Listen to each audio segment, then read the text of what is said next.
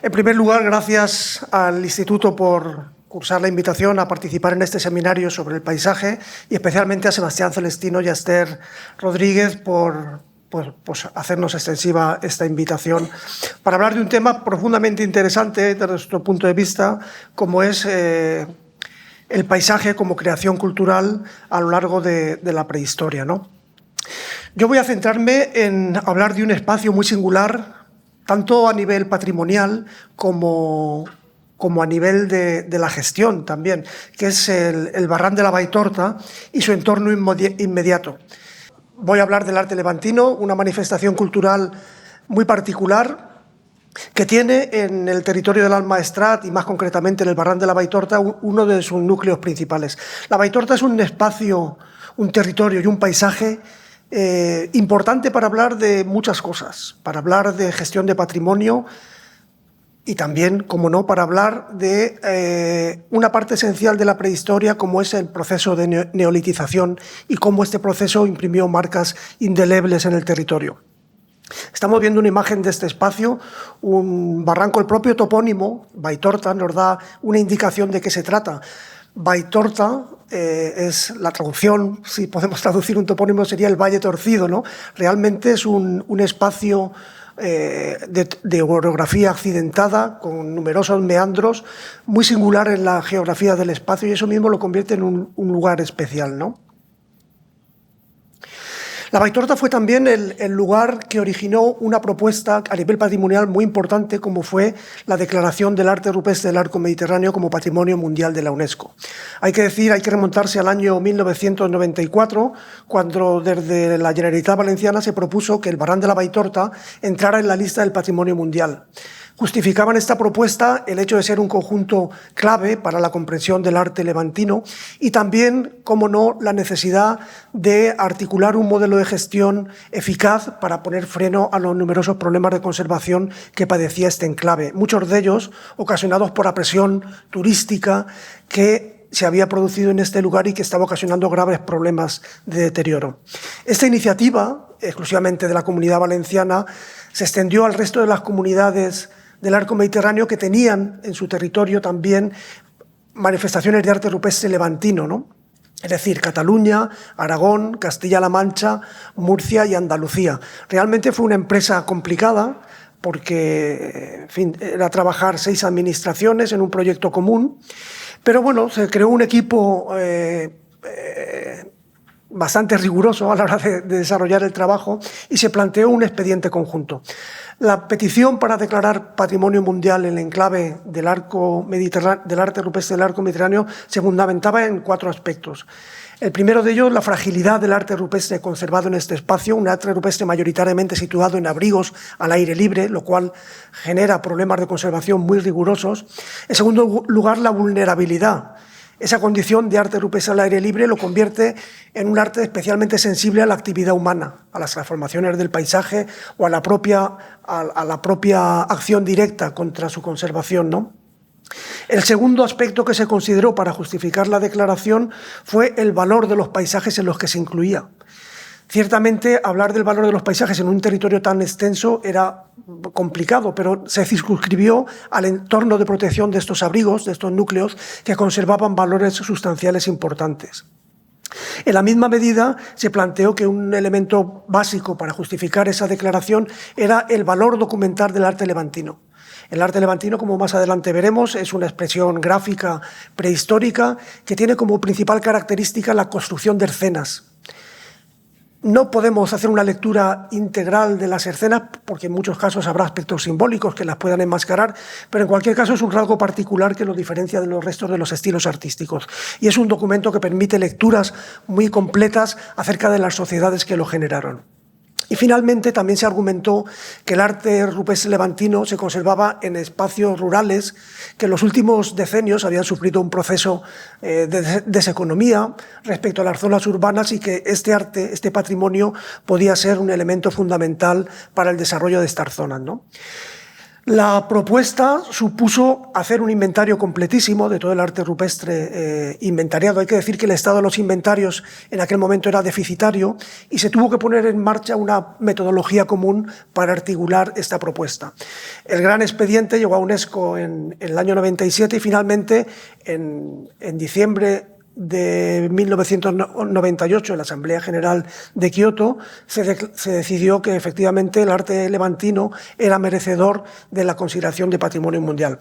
Es una declaración extraordinaria en el conjunto de los bienes declarados por la extensión territorial que abarca y por el número tan elevado de sitios. Estamos hablando de 757 lugares inscritos en la lista del patrimonio mundial. El argumento principal que valoró UNESCO para la declaración fue precisamente el valor como un documento histórico para entender la evolución de las comunidades humanas en una etapa fundamental de nuestro desarrollo, que es el paso de las economías cazadoras a las productoras de alimentos.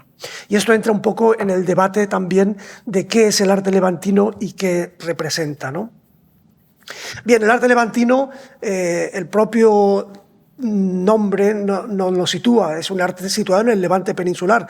Este nombre se acuñó en un momento en el que se había reconocido la autenticidad del arte paleolítico. El año 1902 se reconoce la autenticidad de Altamira y de esta manera, de alguna manera, se produce un incremento importantísimo de los estudios arqueológicos de campo. El año 1903, Juan Cabré descubre en Calapatao un abrigo con pintura rupestre al aire libre, a diferencia de lo que se había documentado hasta entonces en la cornisa cantábrica, un arte rupestre al aire libre con representaciones de animales y también un rasgo distintivo con representaciones humanas, ¿no?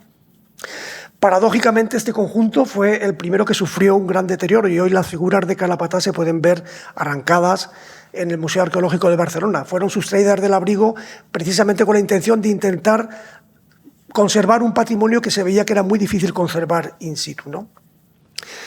Este es el ámbito de distribución del arte levantino. La primera circunstancia que me atrevería o que creo que hay que destacar, que es un arte exclusivamente de la fachada mediterránea peninsular. Fuera de las cuencas fluviales mediterráneas no hay arte levantino. Y esto nos da una primera impresión del fenómeno. ¿Por qué se produce esa localización frente a otros estilos artísticos? El arte paleolítico tiene una distribución extendida a toda la península ibérica, o a Francia o Centro Europa o Italia. El arte esquemático tiene también una distribución general en toda la península ibérica. Sin embargo, el arte levantino se circunscribe a las cuencas mediterráneas y parece que está hecho de una manera casi aritmética. Nos salimos de la cuenca del Ebro, del Segura y de las cuencas del Turia y el Segura y no hay arte levantino. Eso es un indicador importante, igual que los grandes vacíos. En la provincia de Barcelona o Gerona no hay arte levantino. Igual que al sur de Almería deja de existir ese tipo de arte, ¿no? Por lo que sabemos actualmente, el arte levantino se localiza exclusivamente en abrigos al aire libre. Es un arte, como ya he dicho, que recurre básicamente a la pintura, hay muy pocos grabados. Es un arte que representa escenas de diversa temática, en las que está presente la figura humana, que es el gran protagonista de las narraciones. Hay diferencias artísticas, de hecho en la gráfica podemos ver diferentes territorios en la península, como el sector norte, en que se aglutinan los conjuntos de la cuenca del Ebro, el sector del Maestrazgo, la cuenca del Júcar o la zona del interior de Murcia, ¿no? En cada uno de estos espacios podemos encontrar rasgos estilísticos distintos, incluso en la forma de componer las escenas, ¿no? Hoy yo me voy a centrar, lógicamente, en un territorio que conocemos bien en la actualidad, que es el territorio del Almaestrat, en el norte de la provincia de Castellón. Es uno de los lugares clásicos, como decía, del arte levantino, porque en él se descubrió la Baitor del año 1917, en el momento que se estaba fraguando toda la definición de este estilo. El territorio al que me voy a referir es un ámbito extenso. A nivel orográfico estamos hablando de las estribaciones orientales del sistema ibérico en las sierras del interior, un paisaje de orografía tabular con grandes mesas y frente a este tipo de paisaje en el sector oriental encontramos las estribaciones meridionales de las cordilleras costero-catalanas. Esto delimita un paisaje compartimentado con corredores digamos en sentido paralelo a la costa, donde Actualmente no se percibe, pero antaño en la prehistoria existía un importante fenómeno de endorreísmo con la formación de grandes lagunas que de alguna manera fueron importantes en la configuración del territorio. La Baitorta, hago un poco de historia, se descubre en el año 1917. Y ahora, hablando de patrimonio, hay que decir que el descubrimiento temprano de un conjunto tan potente de sitios, ya en el momento de su descubrimiento se localizan 20 estaciones con arte en un tramo de 20 kilómetros de río, supone un primer problema, porque no hay digamos que las autoridades no tienen capacidad para proteger este espacio. Y el propio Vermeer, que fue el pionero en el estudio de este lugar, ya llama la atención en sus primeros escritos sobre la destrucción acelerada que estaban sufriendo los conjuntos de la Baitorta, y llama la atención para que se ponga remedio a este desfase. La Baitorta fue también un lugar donde se ensayaron distintas interpretaciones del arte rupestre levantino. Vermeer venía con la carga de haber estudiado conjuntos paleolíticos, y en aquel contexto el paradigma creado por Vermeer y el propio Amate Breil situaba las pinturas levantinas en un contexto paleolítico. Era arte paleolítico opuesto al franco-cantábrico, y las diferencias estilísticas que entre uno y otro se podían observar se justificaban desde el punto de vista de la etnicidad. Eran distintos grupos humanos los responsables de esas creaciones, ¿no? Juan Cabré disiente de ese modelo en sus primeros momentos, y sobre todo a partir de los resultados de los estudios arqueológicos que el Institut d'Estudis Catalans está realizando en la zona, ya plantea que ese arte tan diferente al franco-cantábrico debía tener una cronología distinta, y plantea una cronología holocena y lo relaciona con grupos cazadores que ya poseen cerámica.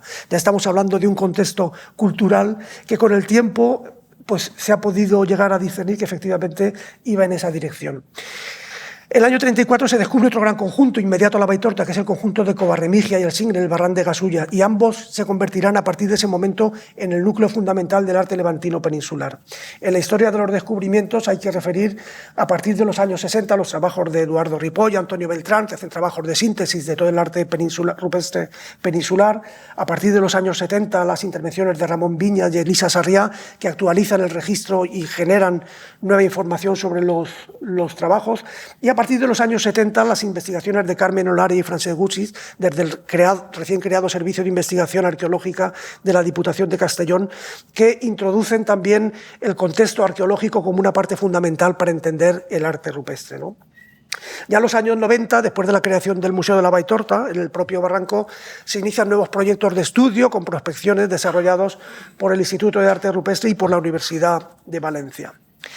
Fruto de estos trabajos, hoy tenemos un mapa muy claro de la distribución del arte. Probablemente sea una de las zonas que ha tenido trabajos de prospección más metódicos y sistemáticos, y podemos afirmar que el mapa de lo conocido no va a diferir mucho de lo existente, de lo que se haya conservado. Han podido influir factores tafonómicos en la conservación del arte, pero esas grandes concentraciones que vemos,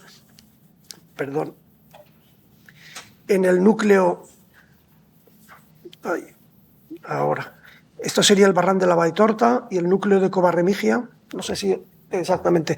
Los puntos rojos son los conjuntos de arte levantino, y los puntos verdes recogen otro arte de distinta cronología que comparte el territorio con estas manifestaciones. Esta distribución espacial, esas marcas de las grafías prehistóricas en el territorio, evidentemente tienen un significado. Hay que explicar por qué se da esa concentración y a qué motivo obedece. Y así estaremos entendiendo o aproximándonos a entender ese paisaje durante la prehistoria. Pero para llegar a esa hipótesis hay que manejar muchos datos transversales, hay que manejar el contexto arqueológico, hay que hacer estudios secuenciales de los conjuntos artísticos y hay que hacer un estudio realmente integral de lo que representan estas grafías, ¿no? Una de las principales novedades que hemos encontrado en el estudio de este territorio es el hallazgo de arte de lo que hemos venido a denominar arte finipaleolítico. Es un arte que recoge algunas de las características formales y estilísticas del arte paleolítico, pero que se localiza al aire libre. Es decir, son motivos preferentemente grabados. La distribución espacial respecto al arte levantino es distinta, se localizan normalmente en zonas altas de las cordilleras, en collados, siempre al aire libre también, en espacios como el que estamos viendo en esta imagen, paredes verticales, y lo que encontramos son fundamentalmente zoomorfos realizados con la técnica del grabado estriado, algunas pinturas y abundancia de signos, que es algo totalmente opuesto a lo que encontraríamos en el arte levantino, ¿no? Un lugar clave para entender este tipo de arte que comparte el territorio con el arte levantino es la Cova del Bobalar, un espacio donde hemos encontrado manifestaciones pintadas de arte y grabadas de arte finipaleolítico, también arte levantino y esquemático. Esto nos indica que aquel lugar fue un lugar de uso recurrente durante una parte importante de la prehistoria, desde el Paleolítico superior final epipaleolítico hasta el Neolítico medio final, ¿no? Lo que encontramos en la Cova del Bobalar son este tipo de representaciones, se ve muy bien, bastante enmarañadas, superposición de motivos zoomorfos grabados y algunos pintados. Y uno de estos motivos, esta cierva que estamos viendo en la imagen, con claros paralelos formales con algunas piezas de arte mueble peninsular. Bien, en este arte finipaleolítico encontramos dos modalidades. Voy a hablar muy rápidamente de los estilos por enmarcar el proceso, ¿no? Hay un arte con figuras naturalistas que por paralelos muebles podemos relacionar con el arte del epipaleolítico microlaminar, ya de las primeras en cronologías holocenas, con este tipo de representaciones de animales con cuellos largos, cabezas triangulares, cuerpos alargados, que encajarían en alguna de las modalidades del definido como estilo 5 dentro del arte paleolítico, ¿no? Pero junto a estos animales encontramos otro tipo de representaciones. Algunos de estos motivos en algunos hemos podido obtener dataciones. En el caso de esta cierva, una costra cubriente de la cabeza que estamos viendo ha podido ser datada por la técnica del tolurario y nos da esta cronología calibrada ABP de 10.000 a 11.300, que nos sitúa en los primeros momentos del Holoceno. Esta capa de calcitas es la que contiene los grabados de la fase posterior, que corresponde con este tipo de grafías. Son también animales zoomorfos de distintas especies, en lo que hemos denominado formas naviformes, que responden a esa formalidad de cuerpos en forma de uso, con rellenos internos de trazos paralelos, siempre con motivos pintados y difíciles de atribuir a una determinada especie, ¿no? Bien, en este tipo de abrigos encontramos también signos grabados, algo bien distinto a lo que es propio en el arte levantino, como pectiformes, figuras que recuerdan a los antropomorfos paleolíticos, formas cerradas, retículas, toda una serie de signos que acompañan a las representaciones zoomorfas, ¿no? Bien, este arte, ¿cómo lo encajamos? ¿Qué relación puede tener con el arte levantino? Ahora entramos en un debate que arranca desde los primeros momentos de la definición del arte levantino y es el origen de esta expresión gráfica. Si el arte levantino deriva del arte paleolítico, por la existencia de un arte paleolítico, o si es un arte ex novo que aparece en un momento determinado en la península ibérica. Por lo que hemos podido ver en estos conjuntos finipaleolíticos, las últimas manifestaciones gráficas responden a formatos de tendencia esquemática, similares a algunas representaciones de conjuntos mesolíticos, tanto muebles como en menor medida rupestres de algunas zonas peninsulares, ¿no? Es decir, que a nivel estilístico y formal es muy difícil establecer una relación entre el estilo levantino y este arte finipaleolítico identificado en esta zona del Maestrazgo. Sin duda alguna, el arte levantino es el fenómeno gráfico más extendido y particular de este territorio, el que lo identifica y el que explica en buena medida cómo se ha construido ese paisaje a lo largo de la prehistoria reciente. Los estudios desarrollados en los últimos años nos han permitido establecer que hay una secuencia dentro del arte levantino. No es un arte unitario, se han podido establecer fases a partir de las secuencias estratigráficas en los propios abrigos. Muchos abrigos son de uso reiterado y contienen superposiciones de cuyo estudio se deriva el establecimiento de esas fases.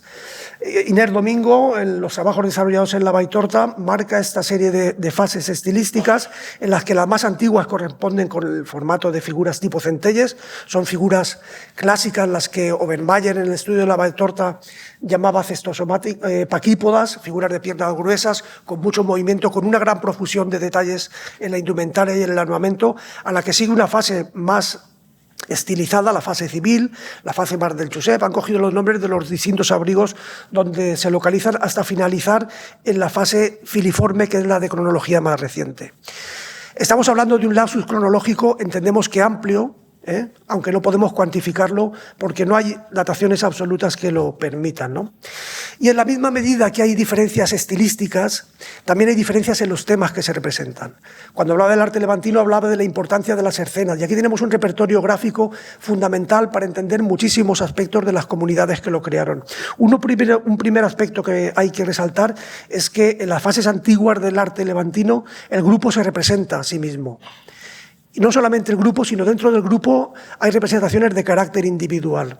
Esta imagen representa uno de los conjuntos clásicos de Baitorta, que es el abric Centelles, un abrigo localizado en el nacimiento de la Baitorta, en la zona más interior de la cuenca, en la zona alta de la montaña, es el abrigo que estamos viendo, un abrigo con gran visibilidad, en el que se conservan 230 representaciones, fundamentalmente figuras humanas.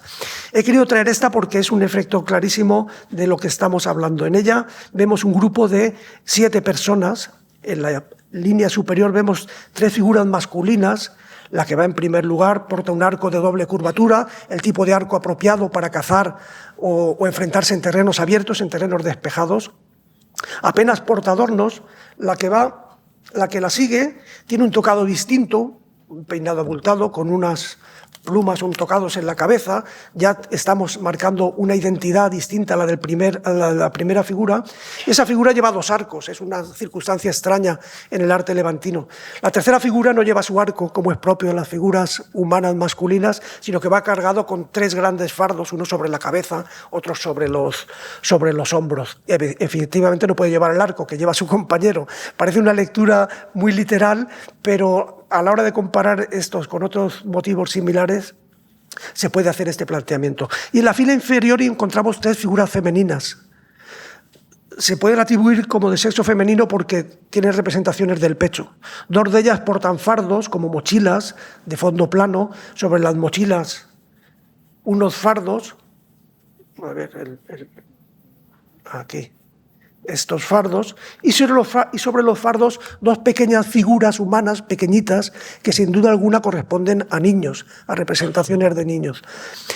Desde nuestro punto de vista estamos frente a la representación de un grupo familiar que se desplaza con sus pertenencias.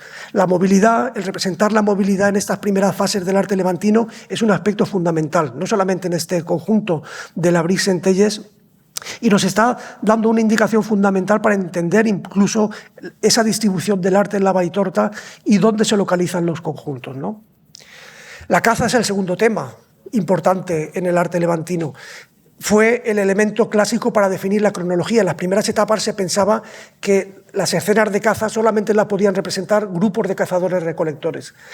Hoy sabemos que la economía de caza es importante incluso en las sociedades productoras, y hay conjuntos neolíticos en los que la fauna es mayoritariamente cazada. Es decir, no hay una ecuación directa entre cazadores-recolectores y la práctica exclusiva de la caza, ¿no?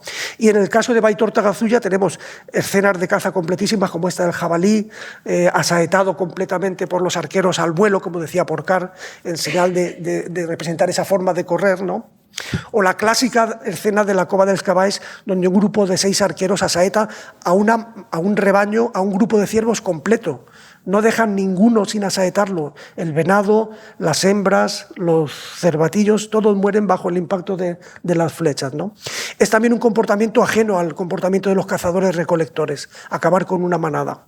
Por otra parte, hay otros elementos que nos indican también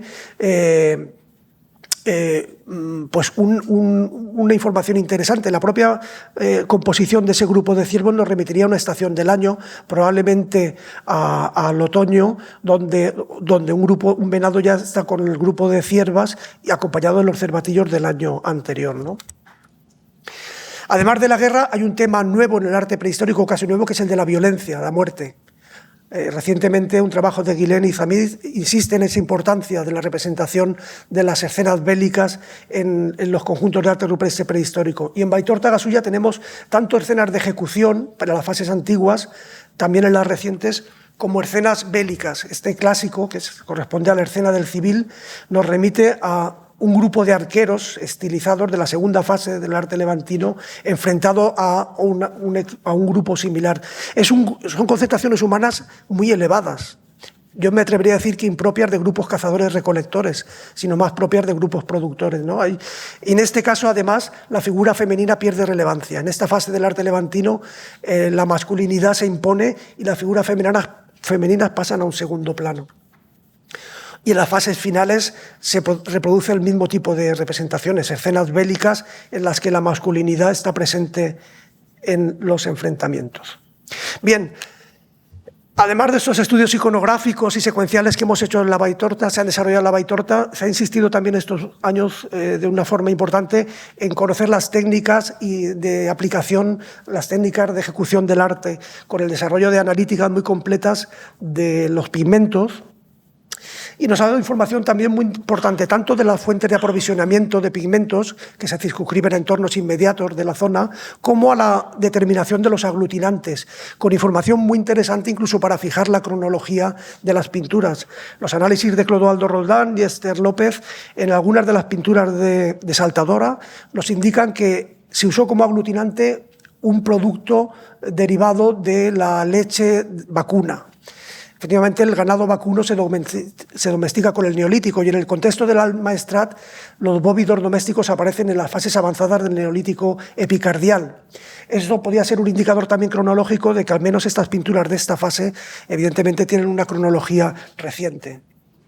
Bien, con este lío de arte en ese territorio podemos establecer una primera secuencia. O sea, hay arte rupestre en el territorio del Almaestrat desde el Paleolítico superior final, epipaleolítico. Pero el arte que se desarrolla en los momentos avanzados, en el Mesolítico, a nivel formal y estilístico, nada tiene que ver con el arte levantino, ¿no? Si analizamos el arte en relación al poblamiento, hay datos muy interesantes también que van en la misma dirección. Uno de los yacimientos clásicos y claves para entender el poblamiento prehistórico es la Cova Fosca, en Ares del Maestre, excavada por Carmen Olari y Francesc Gussi, donde se ha definido una secuencia con unos niveles inferiores magdaleniense superior final, con un enterramiento, y niveles mesolíticos, un neolítico epicardial y un neolítico medio final, ¿no? Esto mismo se identifica en otros ámbitos de la Baitorta, como en las inmediaciones de la Brie-Centelles, donde encontramos un mesolítico de la fase B, con triángulos tipo de cocina, que se desarrolla hasta momentos que cronológicamente serían contemporáneos con el neolítico cardial. Sobre estos niveles se superponen materiales del epicardial, ¿no? Bien, esto sería un poco un resumen de los contextos arqueológicos, pero algo que me interesa destacar es que a un nivel espacial no hay una diferencia significativa entre los modelos de ocupación del territorio en este espacio, entre los grupos mesolíticos y los grupos del primer neolítico. Se localizan los yacimientos en el entorno de las antiguas zonas lagunares, por una parte, y por otra en las zonas de montaña, con lo cual nos indica que los modelos económicos de explotación del territorio no debieron cambiar, aunque se introdujeran elementos nuevos en la economía de los grupos, ¿no? Este espacio ha sido también estudiado desde otra perspectiva, los estudios del CSIC de Juan Manuel Vicén y Maricruz Berrocal, de los dos núcleos de Baitorta y de Gasulla. En este caso analizaron desde la teoría de la arqueología del paisaje la distribución del arte, llegando a la conclusión de que el aspecto que más explicaba la distribución del arte eran las vías pecuarias. Las vías pecuarias, otros factores como la calidad de suelos, los puntos de agua, los caminos óptimos, no explicaban la totalidad del modelo de distribución. Las vías pecuarias, por lo tanto, se plantea que es uno de los elementos que permiten articular esa distribución tan compleja del arte. Y de alguna manera les lleva a plantear que esos grupos de cazadores ganaderos del Almaestrat hicieron uso de esos espacios en relación con la explotación de las tierras altas o de la diferencia estacional que se puede observar entre la Baitorta y las zonas altas a la hora de mover los rebaños o de practicar la caza y la recolección. Bien, hemos hablado de territorios en la prehistoria que se han convertido en paisajes y ahora voy a hablar muy brevemente de cómo se gestiona este lugar, ¿no? Hoy este espacio, el territorio de Baitorta-Gasulla, es un parque cultural. Antes hablábamos al principio de la mañana de los paisajes culturales. La definición de paisaje cultural de la UNESCO es prácticamente idéntica, o lo diré al revés, la definición del parque cultural que se introduce en la Ley de Patrimonio Cultural Valenciano en el año 98 es muy similar a la del paisaje cultural. Son espacios que contienen elementos significativos del patrimonio cultural integrados en un medio físico relevante por su valor paisajístico y ecológico. Nosotros tenemos en la figura en la Ley de Patrimonio Cultural Valenciano, introducía esta figura dentro de los bienes de interés cultural de carácter inmueble, igual que jardín histórico, sitio histórico, zonas arqueológicas, monumentos y sitios, ¿no? De manera que es un BIC, pero planteado para la gestión de espacios amplios donde se dan esas circunstancias, ¿no? Hay que decir que la creación del parque cultural, o la primera vez que se empezó a hablar de parque cultural en mi comunidad, fue en el año 1983, y era precisamente para aplicarlo a la Baitorta. La Baitorta tenía ese problema de conservación y de gestión del turismo al que antes me refería, y recién asumidas las competencias autonómicas, en el año 83 se planteó que se debía adoptar alguna medida para proteger aquel paisaje, aquel territorio, ¿no? En aquel momento no había una figura que no fuera la ley de espacios naturales protegidos, pero la Baitorta tenía más valores culturales que naturales, y con la legislación actual fue imposible articular una figura que protegiera territorios tan extensos. Por otra parte, se encontró con la oposición más absoluta de la población de la zona, que en nada querían que el territorio de la Baitorta, que era su sustento, donde habían construido granjas, donde tenían explotaciones agrícolas en transformación, pudiera ser un espacio protegido. El proyecto no se explicó bien o no se entendió bien, o las dos cosas. En cualquier caso, generó una oposición radical que llevó a la Generalitat a desestimar el proyecto de creación del parque cultural. No así el del museo, que finalmente se pudo construir un museo de sitio, y en el año 1994 se abrió el Museo de la Baitorta como un enclave para gestionar esas visitas y poder articular el turismo en la Baitorta, ¿no? Bien, este es el territorio actual del Parque Cultural de la Baitorta, un espacio de 38.000 hectáreas donde se localizan, pues, hasta 96 sitios con arte rupestre y un patrimonio muy diverso que nos permite interpretar o acercarnos a las transformaciones del territorio a lo largo de la historia. El arte rupestre no es el único patrimonio inventariado, estamos hablando de zonas arqueológicas de distinta cronología, estamos hablando de construcciones etnológicas, algunas de ellas con la técnica de la piedra en seco, que también ha sido declarada patrimonio inmaterial de la humanidad y que tienen este espacio, pues, ejemplos muy singulares, ¿no? Aquí estamos viendo un poco todo el conjunto de manifestaciones culturales que se conservan en este territorio.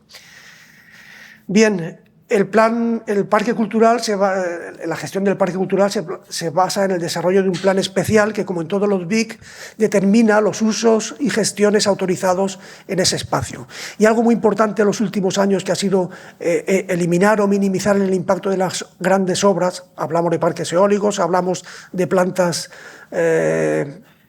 solares.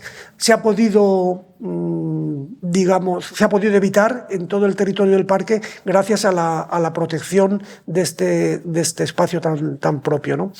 En el Museo de la Baitorta hoy, pues, podemos acceder al sitio a través de un museo donde se presentan exposiciones temáticas, sirve como centro de acogida y desde donde se tienen las visitas guiadas al conjunto de los abrigos.